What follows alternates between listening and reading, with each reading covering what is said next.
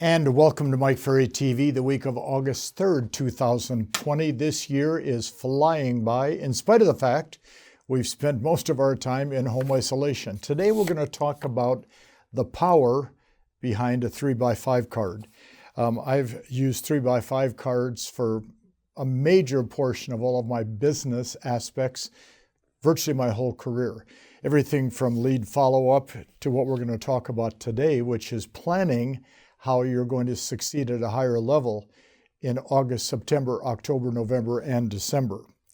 I want to share something with you. In some of the research that we did, we discovered something that I've probably brought up in the past and I want to remind you of.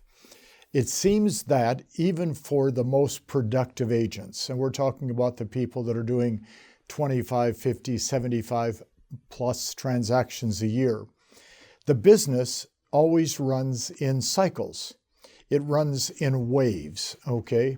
Let's say that the goal of the agent is to do 3 deals per month on average, and that's 36 deals per year. If they ever look at the end of the year and look backwards, they will notice they probably did not do exactly 3 deals every month. They probably did 3, 4, 5 one month, and then they probably did 1 or 2 the next, and then maybe they did 6 because the momentum was in their favor, and then they might have done 0 for 2 months, but that's very normal. What we discovered, and I want you to think about this, if you're going to do substantial amounts of business, expect the fact that up to 70%, maybe even 75% of your total transactions will often happen within a short period of time, because we get heavily involved in our prospecting, in our lead follow-up. We really work hard on any aspect of lead generation, whatever it may be, from passing out 1,000 pumpkins in our farm to social media to really perfecting your ability to contact a for sale by owner. And it's interesting, if you really do track your production, very few times do we see that consistency that is involved, which is why this little 3x5 card is the topic of today's conversation. I've mentioned in the past, my broker, Pat McVeigh, was a very tough, very dedicated, very strong, sometimes almost a little angry, hostile, with all of us. But he was also very kind and inspirational, motivational, and he was always there to pat us on the back, to encourage us to do a better job. Probably 30 days into the business for myself, Pat sits down with me one day and he said, "Here, do you use these in your business?" I said, "No." He said, "Well, I want you to do me a favor." He said, "I want you to take and write," and he handed me a card, "print your name at the top." So I printed the name Mike Ferry. And then he said, "I'm going to ask you to write down A, B, C, D, and E." I said, "Okay." "And I'm going to ask you 5 questions, and I want you to write the answers next to each of these letters." I said, "Pat, of course, what is it?" He said, "First thing I want you to do is understand that we're going to have you fill out one of these cards every single month." This was, of course, a very, very prehistoric, early stage type of a business plan for the real estate professionals like yourself. I was doing this back in the early 1970s. So Pat said, "Okay, letter A, how many days are you going to work per month?" Write that number down. And this month, and let's say it's now the 1st of August, so, how many days you're going to work in the month of August. So I kind of thought through and I said, well, I'm going to work 22 days. So he said, write 22 next to A. And then next to that number of days, how many hours are you going to prospect, commit to prospecting per day on the days you work? Well, that was easy for me because I always prospected 3 or 4 hours a day. That was when my routine was. So I wrote, 21 times 4, okay, and I put that total down.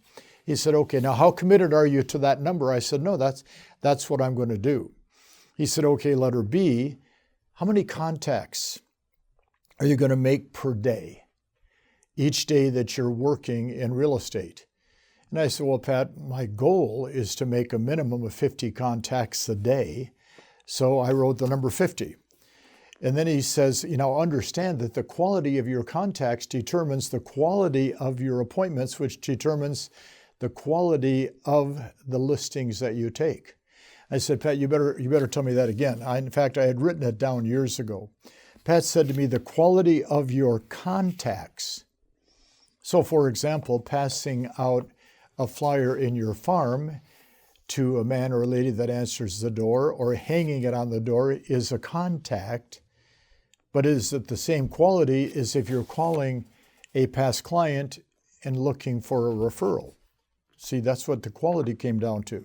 He said the quality of your contacts determines the quality of your leads, which determines the quality of your appointments, which determines the quality of your listings. I said, okay, I got it. I understand that. He said, letter C, how many leads do you think you can generate a day, buyer or seller? I said, Pat, I generate 1 or 2 leads every day because I'm so enthusiastic about the work that I do in the prospecting. And I was doing most of my work, probably 80% at the door and 20% on the phone. And I had kept a mirror in my office on my desk. So if I was on the phone, I was looking in the mirror and smiling because I knew that the smile showed on the phone call. And if I was knocking on doors, I was always dressed in a suit and tie, always had a smile on my face. And I was excited about the opportunity to talk to somebody. So I would generate 2 leads a day. He goes, okay, letter D. How many appointments will you go on for this month on the days you work? I said, well, my goal is 1 appointment a day. So if I work 21 days, that's 21 appointments. He said, okay, write it down. Then he said, okay, letter E, and this is something I want you to think about. How many listings will you take this month? I said, well, Pat, I have a pretty high closing percentage. I close a majority of the people I present to. So my goal is a minimum of 15 listings per month. That's my goal every month. He said, fine. Now we'll do the hard part. Now that you've written your name at the top and you've answered the questions, now I want you to sign it and let's make a contract between you and you. So I signed my name. Then he did something fun. He handed me, 5 or 6 more blank 3x5 cards, and he said, what I want you to do is write everything from this card on each of these 5. Okay, what do you want me to do with those? He said, I want you to give a copy to the manager, which was George. I want you to put a copy on your desk so you see it all the time. Keep a copy in your pocket or in your wallet, in your car, so you see it all the time. Give a copy to your assistant so she can remind you of what you're supposed to do. Put a copy on the refrigerator at home so the kids and your spouse knows what you're supposed to be doing.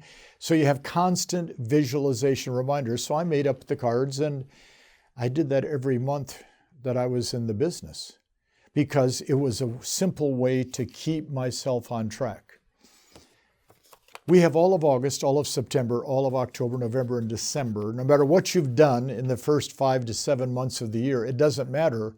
It only matters what you're going to do now. And as we have proven, a majority of all the good people like yourself can do a major portion of their business in a short period of time if they commit to the numbers on the card. So, of course, then I'm going to say to you, how many days are you going to work in August? And how many obvious hours are you going to prospect per day? How many quality contacts are you going to make per day? How many leads are you going to generate? How many appointments are you going to set? And how many listings and or buyer-controlled sales are you going to accomplish in the month? And then 1st of September, we set a new plan. And then we do it in October, November, and December. So I went a lot further. I got so involved in this, some of you know that, some of you know that I used to play a lot of competitive golf. And when I played competitive golf, I took a 3x5 card and I wrote number 1. I had a little plan. Number 1, keep your head down. That was something that I had to remember. Number 2, easy flowing swing. Because I knew the more aggressive I got, the worse I hit it. Number 3, it's a walk in the park. I always want to remind myself that being on a golf course is a walk in the park. And number 4, have fun.